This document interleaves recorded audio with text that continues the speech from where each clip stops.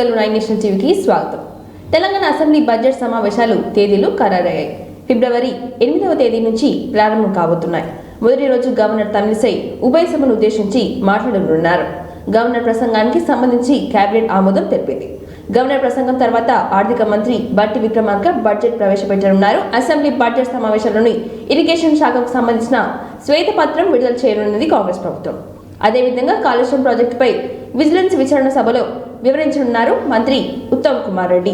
మరోవైపు నీటి ప్రాజెక్టులు కేంద్రానికి అప్పగించే అంశంపై సైతం ప్రస్తావన వచ్చే అవకాశం ఉందని తెలుస్తోంది. అసెంబ్లీ బడ్జెట్ సమావేశం నిర్వహణపై సభ వ్యవహారాల శాఖ మంత్రి శ్రీధర్ బాబు ప్రత్యేక సమావేశం నిర్వహించనున్నారు.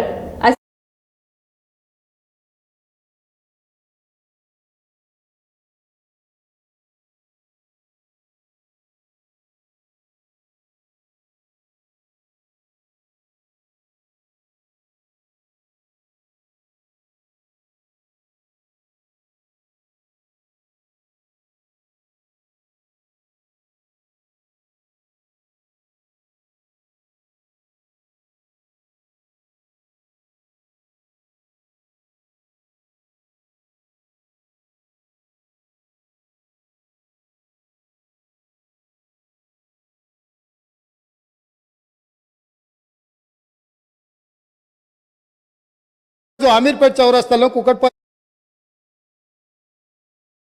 చెప్పి తీసుకొని సాధించుకున్న విషయాలు ఉన్నాయి. ఈ ప్రభుత్వం మెడలు అంటే ఇంకా కూడా అక్కడ మా ప్రభుత్వం నేను చెప్తా ఉన్నా భిన్నాభిప్రాయాలు అన్నారు. మేము అభిప్రాయం చెప్తే కదా అధ్యక్ష భిన్నాభిప్రాయం ఉండడానికి, అది మేమే ఈ ప్రభుత్వం తెలంగాణ ప్రజలకు సామాజిక న్యాయం చేస్తుంది. ధర్నా చౌక్ను మళ్ళీ తిరిగి ప్రారంభించినాం.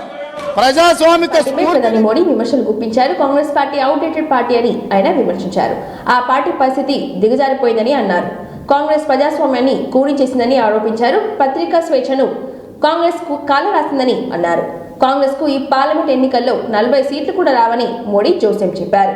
దేశాన్ని మరోసారి విభజించడానికి కాంగ్రెస్ పార్టీ కుట్ర చేస్తుందని మోడీ ఆరోపించారు. యుద్ధ వీరులను కాంగ్రెస్ గుర్తించలేదని ఫైర్ అయ్యారు. జీఎస్టీని సమర్థంగా అమలు చేశామని, యూపీఏ కాలంలో దేశ ఆర్థిక వ్యవస్థ నాశనమైందని విమర్శించారు. అంబేద్కర్ కి కాంగ్రెస్ భారతరత్న ఇవ్వాలనుకోలేదని ఆయన అన్నారు.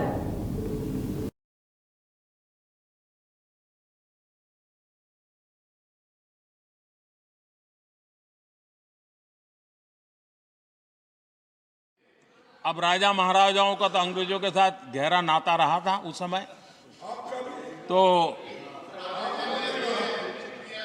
अब मैं जरा पूछना चाहता हूं कि अंग्रेजों से कौन इंस्पायर्ड था।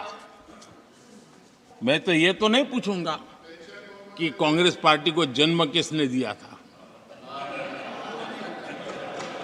ये तो मैं नहीं पूछूंगा। आजादी के बाद भी देश में गुलामी की मानसिकता को किसने बढ़ावा दिया? अगर आप अंग्रेजों से प्रभावित नहीं थे तो अंग्रेजों की बनाई दंड संहिता पिनल कोड आपने क्यों नहीं बदली? आदरणीय सभापति जी, अगर आप अंग्रेजों से प्रभावित नहीं थे तो अंग्रेजों के जमाने के सैकड़ों कानून, बत्ती कल्चर, ये लाल बत्ती कल्चर इतने दशकों बाद भी क्यों चलता? अगर आप अंग्रेजों से प्रभावित नहीं थे तो भारत का बजट शाम को 5 बजे इसलिए आता था क्योंकि ब्रिटिश पार्लियामेंट का सुबह शुरू होने का समय होता था। अंग्रेजों से प्रेरित नहीं थे तो हमारी सेनाओं के चिन्हों पर आज भी गुलामी के प्रतीक अब तक क्यों बने हुए थे? हम एक के बाद एक हटा रहे हैं। कर्तव्य पद बनने के लिए मोदी का इंतजार क्यों करना पड़ा? आदरणीय सभापति जी, ఆర్టీసీ ప్రజల సంస్థ అని అందులో పనిచేస్తున్న ఉద్యోగుల సంక్షేమ దృష్ట్యా వివిధ రకాల ప్రమాదాల్లో మృతి చెందిన కుటుంబాలకు కారుణ్య నియామకాలకి కింద 800 మంది పైగా నియామకాలు ఇవ్వడం జరిగిందని రవాణా శాఖ మంత్రి పొన్నం ప్రభాకర్ అన్నారు. కొండాపూర్ 8వ బెటాలియన్లో టీఎస్ఆర్టీసీ కానిస్టేబుల్ల పాసింగ్ అవుట్ పరేడ్ కార్యక్రమంలో ముఖ్య అతిథులుగా మంత్రి పొన్నం ప్రభాకర్, టీఎస్ఆర్టీసీ ఎండీ సజ్జనర్ హాజరయ్యారు. ఈ సందర్భంగా మంత్రి మాట్లాడుతూ ఇది నిరంతర ప్రక్రియ అని, అందులో భాగంగా ఈరోజు కొంతమంది కానిస్టేబుల్ నియామక పత్రాలు ఇవ్వడం జరిగిందని అన్నారు. ఆర్టీసీ సంస్థ తిరిగి తెలంగాణ ప్రజలకు నెంబర్ 1 రవాణా సంస్థగా ఉంచే ప్రయత్నం జరుగుతుందని ఆయన చెప్పారు. గతంలో కరోనా సమ్మె కారణంగా ఆర్టీసీ పలు సమస్యలు ఏర్పడ్డాయని, వాటన్నిటిని అధిగమించడానికి ప్రభుత్వం సహకారం తీసుకుంటుందని మంత్రి అన్నారు. నూతనంగా మహాలక్ష్మి కార్యక్రమం ద్వారా ఉచితంగా మహిళలకు ప్రయాణం అందిస్తున్నామని, ఇప్పటి వరకు 14.5 కోట్ల మంది మహిళలు ఉచితంగా ప్రయాణం చేశారని మంత్రి అన్నారు. నీటి ఎద్దడికి సంబంధించినటువంటి అంశం కావచ్చు, రోజువారీ జరిగేటువంటి శానిటేషన్ సంబంధించి కావచ్చు, శాశ్వతంగా ఏర్పాటు చేయాల్సినటువంటి ఇన్ఫ్రాస్ట్రక్చర్ సంబంధించిన అంశం కావచ్చు, అదేవిధంగా ఏదైనా విపత్తు మన 2020లో వచ్చినప్పుడు వర్షాలు విపరీతంగా వస్తే ఏ విధంగా అయితే కొన్ని కాలనీలు మునిగినాయో భవిష్యత్తులో అటువంటిది ఏర్పడకుండా ఉండే విధంగా తీసుకునే అంశాలు కావచ్చు, వాటర్ సోర్స్ ఇతరత్ర అనేక ముఖ్య అంశాల గురించి ఈరోజు సమీక్ష చేయడం జరిగింది. దానికి సంబంధించి ప్రభుత్వం సానుకూలంగా హైదరాబాద్ నగర అభివృద్ధికి సంబంధించి పూర్తి స్థాయిలో కట్టుబడి ఉంది. ఎక్కడ కూడా అధికారులు చెప్తున్న లెక్కల ప్రకారంగా రాబోయే వేసవి కాలంలో నీటి ఎద్దడికి ఎటువంటి అవకాశం లేదు. అందుకు మొత్తంగా మనకు వచ్చేటువంటి సోర్స్ ఉండేటువంటి కృష్ణా ప్రాజెక్ట్, కృష్ణా కావచ్చు, గోదావరి కావచ్చు, మిగతా ఎక్కడెక్కడ రిజర్వాయర్స్ నుంచి అయితే మనకు వాటర్ వస్తాయో ప్రభుత్వం కూడా స్పష్టంగా నిర్ణయం తీసుకుంది. ఇరిగేషన్ ప్రయారిటీ కంటే ఎక్కువ డ్రింకింగ్ వాటర్ అనే దాని ప్రకారం తీసుకుంది. కాబట్టి ఒకవేళ లెవెల్స్ డౌన్ అయినా కూడా పంపింగ్ చేసుకునే వ్యవస్థను ఏర్పాటు చేస్తుంది. ఎంపీ బండి సంజయ్ కాంగ్రెస్ ప్రభుత్వంపై విమర్శలు గుప్పించారు. ఈ సందర్భంగా ఆయన కరీంనగర్లో మీడియాతో మాట్లాడుతూ ఎన్నికల షెడ్యూల్ రాకముందే 6 గ్యారెంటీలు అమలు చేయాలని డిమాండ్ చేశారు. తెల్ల రేషన్ కార్డు ఉంటేనే పథకాలు ఇస్తామని ఎన్నికల్లో ఎందుకు చెప్పలేదని ప్రశ్నించారు. కాంగ్రెస్ కు చిత్తశుద్ధి ఉంటే పథకాలు అందరికీ ఇవ్వాలని డిమాండ్ చేశారు. గత ప్రభుత్వం దుర్మార్గాలు చేసిందని, ప్రజలను మోసం చేసిందని కాంగ్రెస్ గత ప్రభుత్వంలా చేయవద్దని బండి సంజయ్ సూచించారు. మాజీ ఎమ్మెల్యే బీఆర్ఎస్ నేత బాల్క సుమన్ పై బండి సంజయ్ మండిపడ్డారు. భాష పట్ల నేతలు హద్దులో ఉండాలని సూచించారు. బీఆర్ఎస్ నాయకులు హద్దు మీరుతున్నారని, సీఎంను చెప్పుతో కొడతా అనడం తప్పని, ఇంతకంటే సిగ్గుచేటు ఉంటుందా అని ప్రశ్నించారు బండి సంజయ్. ఈ రంగాపూర్ గ్రామానికి రావడం జరిగింది. దేశవ్యాప్తంగా కూడా ప్రతి నాయకుడు ఏదో ఒక బూత్ను, ఏదో ఒక గ్రామాన్ని ఎంచుకొని ఆ గ్రామాల్లో కుల సంఘాలను కానీ, అక్కడ కేంద్ర ప్రభుత్వం యొక్క సీనియర్ నాయకులను కలవడము, ఇక్కడ ప్రజలను కలవడము, లబ్ధిదారులను కలవడము, అన్ని కుల సంఘాలను కలిసే ప్రయత్నం చేయడం జరగడం పని కూడా జరుగుతూ ఉంది. రేషన్ కార్డుల కోసం దరఖాస్తులు పెట్టుకున్నారు. 10 సంవత్సరాల నుంచి ఒక్క రేషన్ కార్డు ఇవ్వలే. కాబట్టి ఫస్ట్ వెంటనే రేషన్ కార్డులను వెంటనే జారీ చేయాలి, యుద్ధ ప్రాతిపదికన అన్నారు. సరే రైతు బంధు పెడతారా, ఇంకేం బంధు పెడతారో మీ ఇష్టం. అది ఎకరానికి 15,000 రూపాయలు ఇస్తున్నారు. అది చర్చ అంతా దిరిమినే, దృష్టి అంతా దిరిమినే. దానికోసం మాత్రం అసలు ఉపయోగపడుతుంది. వాళ్ళు ఏం చేయలేని వాళ్ళ మీద వెళ్తారు.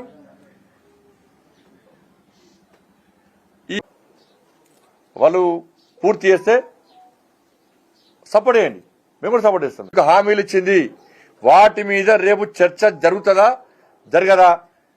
ఎన్నికల కోడ్ లోపట వీళ్ళు అమలు చేస్తారా చేయరా మీరు అబ్జర్వ్ చేయండి. మీరు ప్రజలు దృష్టి జాగ్రత్తగా గమనించాలి. తెలంగాణ రాష్ట్ర ప్రజలు, పేద ప్రజలు అందరూ ప్రతి ఒక్కరు ఖండిస్తున్నారు.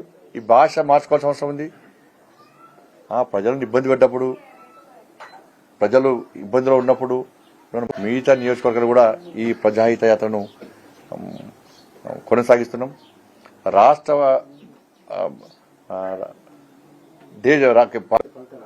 ఇప్పుడు వస్తాయి పక్క. ఇప్పుడు మీరు సర్వే అప్పుడు వేరుండే, ఇప్పుడు సర్వే మీరే చూస్తున్నారు. ఏడవేనని ఆయన చాలా పెద్ద మేధావి కదా, స్మార్ట్ సిటీ తీసుకొస్తున్నాడు. ఈయన చాలా పెద్ద మేధావి. నేను డిమాండ్ చేస్తున్నా. దాంతోపాటు భాష విషయంలో రాజకీయ పార్టీలు హద్దు మీరి ఆరోపణలు ప్రత్యారోపణలు పొలైట్ చేసుకోవడంలో, కామెడీగా చేసుకోవడంలో, ప్రజల దృష్టి ఆకర్షించడంలో చేయడానికి ఇబ్బంది లేదు. కానీ హద్దు మీరి అహంకార భావంతో ఇవాళ ఆరోపణలు చేయడం సమాజం దాన్ని స్వీకరించదనే విషయాన్ని రాజకీయ పార్టీ నాయకులు గ్రహించాలి. ఒక ముఖ్యమంత్రి స్థాయి వ్యక్తి, ముఖ్యమంత్రి అనేటువంటి ఆ చైర్కు గౌరవం ఇవ్వాలి మనం. ముఖ్యమంత్రి చైర్కు గౌరవం ఇవ్వాలి మనం, దానిలో ఎవరున్నా కూడా. కానీ ముఖ్యమంత్రి స్థాయిలో ఉన్నటువంటి ఒక వ్యక్తిని బీఆర్ఎస్ పార్టీ నాయకుడు చెప్పుతో కొడతా అనడము ఇది ఇంతకంటే సిగ్గుచేటి కూడా కాదు. ఇది పూర్తిగా వాళ్ళ అహంకారాన్ని బీఆర్ఎస్ పార్టీ ఆ నాయకత్వం యొక్క ఆ కుటుంబంతో పాటు ఆ నాయకులకు అహంకారమైనటువంటి భావజాలాన్ని బయటకు వస్తుంది. ఇది కరెక్ట్ కాదు. దీన్ని ప్రతి ఒక్కరు ఖండిస్తున్నారు. ఈ భాష మార్చుకోవాల్సిన అవసరం ఉంది. ప్రజలను ఇబ్బంది పెట్టప్పుడు రాజన్న ఆలయంలో చీరలు, పట్టు చీరలు, దోతులు, శాల్వాలు, పంచల సేకరణ హక్కులను నిర్వహించిన రీటెండర్లో గతం కన్నా 50 లక్షల మేరకు ఎక్కువ ఆదాయం సేకరించినట్లుగా ఈవో కృష్ణప్రసాద్ తెలిపారు. కళాభవన్లో బహిరంగ వేలు నిర్వహించారు. జనవరి 12న తొలిసారి టెండర్ నిర్వహించగా 1.1 కోట్ల ఆదాయం వచ్చిందని, ఈసారి వేలంలో 1.51 కోట్లకు టెండర్ దక్కింది. ఆలయానికి ఎక్కువ ఆదాయం సేకరించేందుకే రీటెండర్ నిర్వహించినట్లుగా ఈవో తెలిపారు. ఈ టెండర్ మార్చ్ నుంచి 2 ఏళ్ల పాటు అమల్లో ఉంటుందని ఈవో తెలిపారు.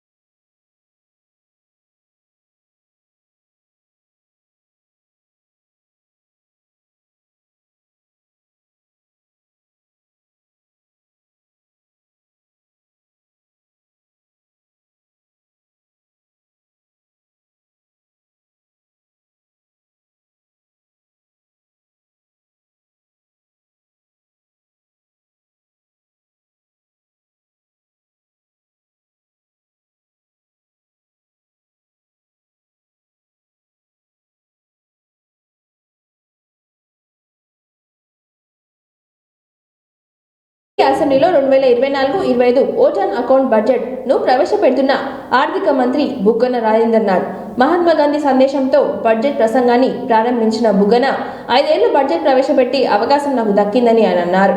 మేనిఫెస్టోను సీఎం జగన్ పవిత్ర గ్రంథంగా భావించారని బుగ్గన అన్నారు. ప్రతిపాదిస్తున్నాను. గత 5 ఏళ్లుగా మన రాష్ట్ర బడ్జెట్లను సమర్పించే అవకాశం నాకు దక్కిన అపూర్వ గౌరవంగా భావిస్తున్నాను. ముఖ్యంగా గౌరవ ముఖ్యమంత్రి గారికి అధ్యక్ష, అదేవిధంగా మీకు, ఈ హౌస్కు, మరి ఈ 5 సంవత్సరాలు సహకరించిన ఫైనాన్స్ డిపార్ట్మెంట్ ఆఫీసర్లు, స్టాఫ్ అందరికీ కూడా నా ధన్యవాదాలు తెలియజేసుకుంటా ఉన్నాను. ప్రజలకు సేవ చేస్తున్నప్పుడు మేము పొందుతున్న సంతోషకరమైన అనుభూతిని మహాత్మా గాంధీ గారి ఈ క్రింద మాటల ద్వారా తెలియజేస్తున్నాను. మిమ్మల్ని మీరు తెలుసుకోవడానికి గల ఉత్తమ మార్గము ఇతరుల సేవలో మిమ్మల్ని మీరు కోల్పోవడం. ఐ రిపీట్ అధ్యక్ష, మిమ్మల్ని మీరు తెలుసుకోవడానికి గల ఉత్తమ మార్గము ఇతరుల సేవలో. ముఖ్యమంత్రి గారు తన 3648 కిలోమీటర్ల పాదయాత్ర సమయంలో సమాజంలోని అన్ని వర్గాల నుండి, ముఖ్యంగా పేద, బడుగు మరియు బలహీన వర్గాలకు చెందిన ప్రజలను కలుసుకున్న సందర్భంలో గమనించిన అంశాల యొక్క ఫలితం. మా మేనిఫెస్టోలోని హామీలన్నింటినీ రాజకీయాలకు అతీతంగా పనుల్లో భాగంగా ఈరోజు హన్మకొండ నైన్ నగర్ నాలా మరియు బ్రిడ్జ్ పనులను వరంగల్ పశ్చిమ శాసనసభ్యులు నాయని రాజేందర్ రెడ్డి ప్రారంభించారు. నైన్ నగర్ నాలాకు 70.58 లక్షల నిధులు మరియు నైన్ నగర్ బ్రిడ్జికి 15 కోట్ల నిధులు అభివృద్ధి పనులు ప్రారంభించడం జరిగింది. ఈ సందర్భంగా నాయని రాజేందర్ రెడ్డి మాట్లాడుతూ కాంగ్రెస్ ప్రభుత్వం ఏదైతే చెబుతుందో అది చేసి చూపిస్తుందని, కాంగ్రెస్ పార్టీ అంటేనే ప్రజల పార్టీ, ప్రజల సంక్షేమం కోసం పనిచేస్తుందని ఆయన అన్నారు. బీఆర్ఎస్ ప్రభుత్వాలు ఏ రోజు కూడా ప్రజల కష్ట నష్టాలను పట్టించుకోలేదని, అభివృద్ధిపై దృష్టి సాధించలేదని ఆయన అన్నారు. వారికి పర్సంటేజ్ పైన ఉన్న శ్రద్ధ అభివృద్ధిపై లేదని, నాలాలు అక్రమాలకు గురి కావడంతో వర్షాకాలంలో వరద బీభత్సంతో 2 పర్యాయాలు హన్మకొండ నగరం మునిగిపోయిందని ఆయన అన్నారు. దీనివల్ల ప్రజలు ఆర్థికంగా దెబ్బతిని మానసికంగా కృంగిపోయారని చెప్పారు.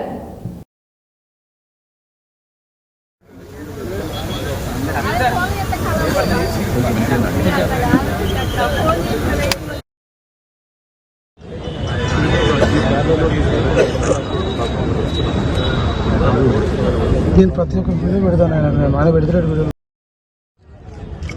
నాలాలు, సైడ్ వాల్ మరియు నైమ్ నగర్ బ్రిడ్జ్, రాజాజీ నగర్ దగ్గర వాల్స్ కూడా, రాజాజీ నగర్ బ్రిడ్జ్ ఇవన్నీ కలుపుకొని సుమారు 90 కోట్ల రూపాయలు బ్రిడ్జ్ తోటి కలుపుకొని వీటన్నిటికీ గతంలో భారీ వర్షాల వలన మునిగినప్పుడు హనుమకొండ పట్టణం దరిదాపు చాలా మట్టుకు నీళ్లమయమైపోయి ఉన్నది మనం చూసినాం. మరి అది మళ్ళా పునరుద్ధం కాకుండా ఉండటానికి 90 కోట్ల రూపాయలతోటి వీటన్నిటిని ఇవాళ ప్రారంభించడం జరిగింది. మరి అందరూ కూడా సహకరించాలి. నాలాలు, చెరువులు, కుంటలు కబ్జాలు పెట్టిన వాళ్ళని దయచేసి మీరందరికీ కూడా మొదట కూడా చెప్పడం జరిగింది, వాటిని వాలంటరీగా ప్రభుత్వానికి హ్యాండ్ అవుట్ చేయండి. లేని ఏడలది ప్రభుత్వం ఎట్టి పరిస్థితుల్లో ఇట్లాంటి వాటిని ఉపేక్షించేది లేదు. మరి మీరు తక్షణం వర్క్కు ఎక్కడ ఆటంకం కలగకుండా 4 నెలల లోపలనే మళ్ళా వర్షాకాలం వచ్చే అవకాశం ఉన్న దృష్ట్యా యుద్ధ ప్రాతిపదిక మీద దాన్ని ప్రారంభించడం జరుగుతుంది. వీటికి రాజాజీనగర్ దగ్గర కూడా కింద ఆ బెడ్ కూడా నిర్ణయం తీసుకోవడం జరిగింది. ఇప్పటికిప్పుడే మనుషులలో కూడా పోతన నగర్ దగ్గర సిబ్బందికి కానీ పోలీస్ డిపార్ట్మెంట్కి కానీ వీళ్ళందరికీ కూడా మీరు సహకరించవలసిన బాధ్యత ప్రతి ఒక్క పౌరునిపై ఉన్నది. కొత్త నాటకానికి తెర తీశారని మంత్రి జూపల్లి కృష్ణారావు అన్నారు. కృష్ణా జలాలపై మాజీ సీఎం కేసీఆర్ ఉద్యమం చేస్తారని బీరాలు పలికారని, తప్పు చేసిన వారే భయపడుతున్నారని అన్నారు. గాంధీ భవన్లో నిర్వహించిన మీడియా సమావేశంలో మంత్రి మాట్లాడుతూ పార్లమెంట్ ఎన్నికలు వచ్చాయి కాబట్టే పరువు నిలబెట్టుకునే ప్రయత్నం చేస్తున్నారని అన్నారు.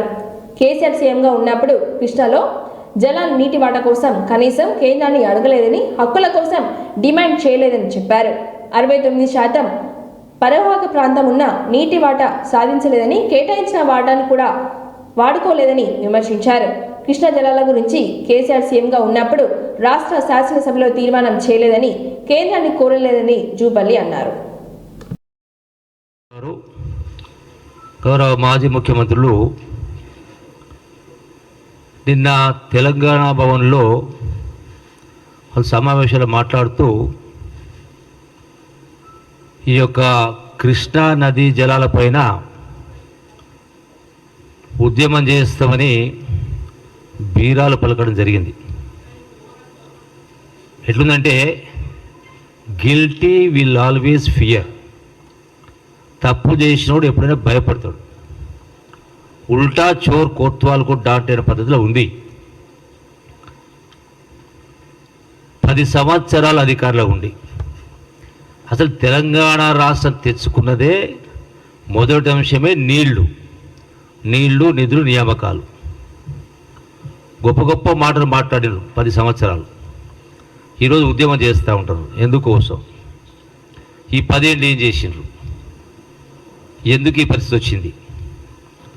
ఇలా కేసీఆర్ ముఖ్యమంత్రి గారు ఇరిగేషన్ శాఖ మంత్రిగా గడిచిన 5 సంవత్సరాలు అందుబాటు ప్రకారం అని రాయడం జరిగింది. బచావత్ ట్రిబ్యునల్ సమైక్య రాష్ట్రానికి సంబంధించి ఆనాడు నుండి 811 టీఎంసీలు దాన్ని వాపసు తీసుకున్నారు. ఏమని వాపసు తీసుకున్నారు? ఎందుకు తీసుకోవాల్సి వచ్చింది అంటే ఈ కేఆర్ఎంబి అపెక్స్ బాడీ మీటింగ్ జరిగిన సందర్భంలో మీరు వేసినటువంటి సుప్రీంకోర్టులో వేసిన కేసు రిటర్న్ తీసుకుంటేనే మేము దీనిపైన ఏమని అంటే రిటర్న్ తీసుకునే సందర్భంలో మేము చట్టం ప్రకారము క్లాస్ 3 ప్రకారము ఆ యొక్క కేంద్ర ప్రభుత్వంలో అధీనంలో ఉన్నటువంటి లా బోర్డుకు రిఫర్ చేసి కాబట్టి 100% దానిపైన మనం వీళ్ళు డిమాండ్ చేయాలి. అడగలే, హక్కుల కోసం కొట్లాడలే. అంటే చేతిలో పెట్టుకొని కేంద్ర ప్రభుత్వం కేంద్రంలో చట్టాలు పాస్ చేసినప్పుడు ఎంపీ విజయసాయి రెడ్డి పెద్ద రాజకీయ అజ్ఞాని అంటూ ఫైర్ అయ్యారు తెలంగాణ కాంగ్రెస్ అధికార ప్రతినిధి అద్దంకి దయాకర్. ఫిబ్రవరి 6వ తేదీన ఎంపీ విజయసాయి రెడ్డి రాజ్యసభలో మాట్లాడుతూ రాబోయే 3 నెలల్లో తెలంగాణలో కాంగ్రెస్ ప్రభుత్వం కూలిపోతుందని సంచలన వ్యాఖ్యలు చేశారు. అబద్ధాలు చెప్పి కాంగ్రెస్ అధికారంలోకి వచ్చిందని, ఆ పార్టీ ఎక్కువ రోజులు అధికారంలో ఉండదని అన్నారు. విజయసాయి రెడ్డి వ్యాఖ్యలపై కాంగ్రెస్ నాయకులు తీవ్ర స్థాయిలో విరుచుకుపడుతున్నారు. తాజాగా అద్దంకి దయాకర్ స్పందిస్తూ తెలంగాణ ప్రభుత్వంపై ఇంత అక్కసు ఎందుకు అని, దివాలా కోరావా, మోడీ బానిసవా అంటూ ఫైర్ అయ్యారు.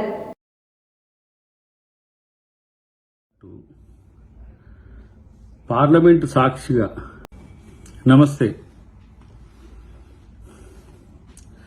తెలంగాణ ప్రభుత్వం మీద కామెంట్ చేయడం అనేది ప్రతి ఓడికి ఒక పరిపాటి అయిపోయింది. మొన్నోడు, నిన్నోడు, నేడోడు అన్నట్టు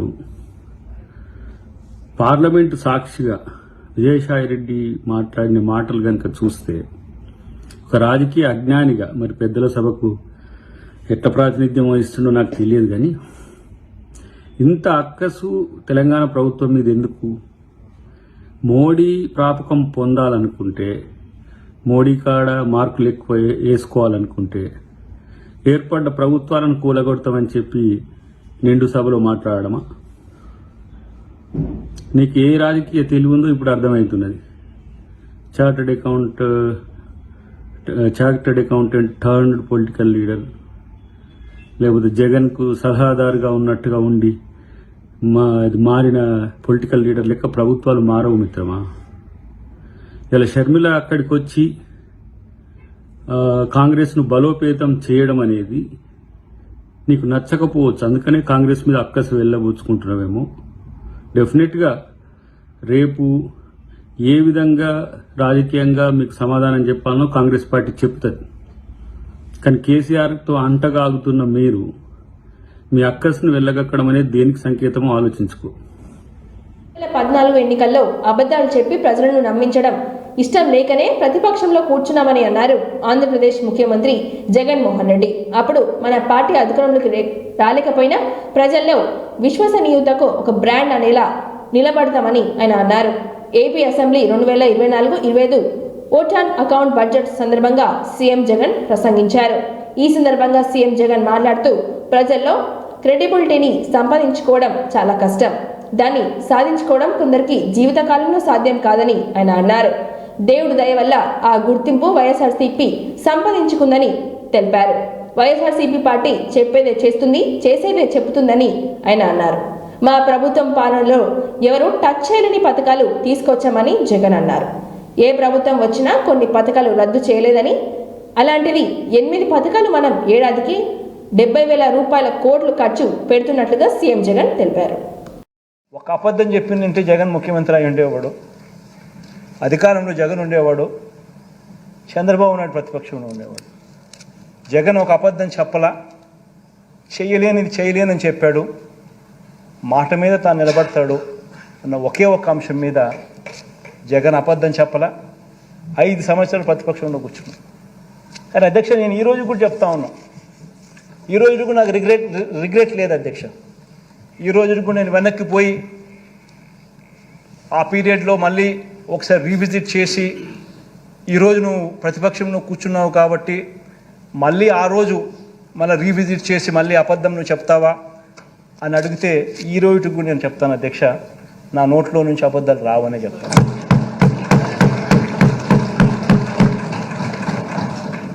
అధ్యక్ష, ఇది చాలా ఇంపార్టెంట్ అధ్యక్ష. ఎందుకనంటే నేను ఆ రోజు బహుశా నేను చేసిన ఆ పని వల్ల నేను అధికారంలోకి బహుశా రాకపోయి ఉండొచ్చు అధ్యక్ష.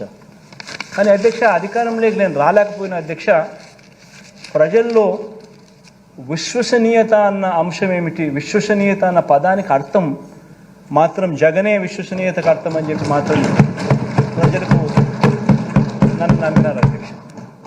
ఈరోజు నేను గర్వంగా కూడా చెప్తా ఉన్నా అధ్యక్ష, 2014, 2019 నుంచి 23 ఈ 5 సంవత్సరాలలో చెప్పిన మేనిఫెస్టో ఏదైతే రిలీజ్ చేసినామో అందులో 99% హామీలను ప్రజలే శభాషను అనిపించే విధంగా ప్రతి ఎమ్మెల్యేను గడప గడప కూడా తిప్పుతా ఉన్న ప్రభుత్వం కూడా మనదే అని చెప్పి అధ్యక్ష, ఇది అధ్యక్ష తేడా మనకు చంద్రబాబు నాయుడు గారికి అధ్యక్ష. అప్పట్లో చంద్రబాబు నాయుడు గారు అధ్యక్ష 87,612 కోట్ల రూపాయల రుణాలు మాఫీ చేస్తానని చెప్పి రైతులను మోసం చేయడం, బ్యాంకుల్లో పెట్టిన బంగారం ఇప్పిస్తానని చెప్పి రైతులను మోసం చేయడం, 14,205 కోట్ల రూపాయలు పొదుపు సంఘాల రుణాలు మాఫీ చేస్తానని చెప్పి విభజన పేరుతో జిల్లాలను మారిస్తే ఉద్యోగాల భర్తీలో ఇబ్బందులు తలెత్తుతాయని బారాస మాజీ ఎంపీ బోయిన్పల్లి వినోద్ కుమార్ అన్నారు. ఎన్నో చర్చలు జరిపిన జిల్లాలు ఏర్పాటు చేశామని, పేర్లు మారిస్తే ఎలాంటి ప్రయోజనం ఉండదని అన్నారు. 1,90,000 ఖాళీలను నెల రోజుల్లో గుర్తించాలని, ఈ ఏడాది చివరిలోగా 2 లక్షల ఉద్యోగాలు భర్తీ చేయాలని డిమాండ్ చేశారు. బీఆర్ఎస్ హయాంలో 1,60,000 ఉద్యోగాలు భర్తీ చేసినట్లుగా తెలిపారు. 2014 2019 వరకు తర్వాత రాష్ట్ర ప్రభుత్వం మరి మోడీ గారి దగ్గరికి వెళ్లి లోకల్ రిజర్వేషన్స్ మన తెలంగాణ బిడ్డలకి, తెలంగాణ పిల్లలకి, గ్రామీణ ప్రాంతాల్లో ఉన్న పిల్లలకి తెలంగాణ ఒక విధంగా ఎదగలేదు, ఒక విధంగా అభివృద్ధి జరగలేదు. తెలంగాణ లోపల చాలా ప్రాంతాలు అడవి ప్రాంతాలు ఉన్నాయి. పూర్వపు ఆదిలాబాదు, పూర్వపు కరీంనగర్ జిల్లా, పూర్వపు వరంగల్ జిల్లా, ఖమ్మం జిల్లా, మహబూబ్ నగర్ జిల్లా, రంగారెడ్డి జిల్లా. కాబట్టి మనం చాలా లోతుగా పరిశీలించి మనము ఆ జోనల్ సిస్టమ్ విధానాన్ని కూడా చాలా స్పష్టంగా, అంటే ఒక దగ్గర ఉన్నటువంటి వాళ్ళ అవకాశాలు బాగా ఉన్నాయి. ఎందుకంటే ఇదివరకు మేము ఇచ్చిన 1,60,000 ఏ డిపార్ట్మెంట్లు ఇచ్చినామనేది మా దగ్గర లెక్క ఉన్నది. Very easy. Animal husbandry cooperation department, animal husbandry diaries development, fisheries department, backward class welfare డిపార్ట్మెంట్లు 20, ఇరిగేషన్ డిపార్ట్మెంట్లో 800, జూనియర్ పంచాయత్ సెక్రటరీస్ వాళ్ళ అపాయింట్మెంట్ వాళ్ళు, ప్లానింగ్ డిపార్ట్మెంట్లో 474, 1,60,083 మంది. ఏమన్నారండి వీళ్ళు ఎన్నికల ప్రచారం అప్పుడు? నింపలేదు, నిరుద్యోగాలు ఎక్కువ ఉద్యోగం నింపలేదని. నింపినాం 1,60,083 మంది నింపినాం. 42,000 పరీక్షలు రాసుకున్నారు. వాళ్ళకు నిన్న మొన్న వస్తుంది. ఇంకా మొన్న రేవంత్ రెడ్డి గారు ఎల్బీ స్టేడియంలో 7,000 మంది నర్సులకు నింపినట్టు చెప్పాడు. ఆయన నోటిఫై చేసిండా? ఆయన ప్రభుత్వం ఐడెంటిటీ ఫిట్నెస్ ఇవన్నీ జరిగి పర్ఫెక్ట్గా ఇప్పుడు లెటర్లతో సహా వాళ్ళకి రెడీ అయి ఉన్నాయి పోస్టింగ్ ఆర్డర్స్. అవి కూడా కేసీఆర్ గారి ప్రభుత్వమే ఇచ్చింది. నువ్వు అంటే రేవంత్ రెడ్డి గారు ఇప్పుడు ఈ 60 ఉద్యోగాలతో స్టార్ట్ చేసాడు. ఇవ్వండి, ఎందుకంటే అంత తొందరగా జరగలేదు, నింపలేము. నేను కూడా మన రాజకీయాల్లో ఉండొచ్చు కానీ ఏది పడితే అది మాట్లాడద్దు కదా. కోదండరామ్ గారు, రేవంత్ రెడ్డి గారు, బండి సంజయ్ గారు 2 లక్షలు సమాప్తం. మరిన్ని వార్తలతో మళ్ళీ కలుద్దాం. చూస్తూనే ఉండండి ఓరుకలు 9 నేషనల్ టీవీ.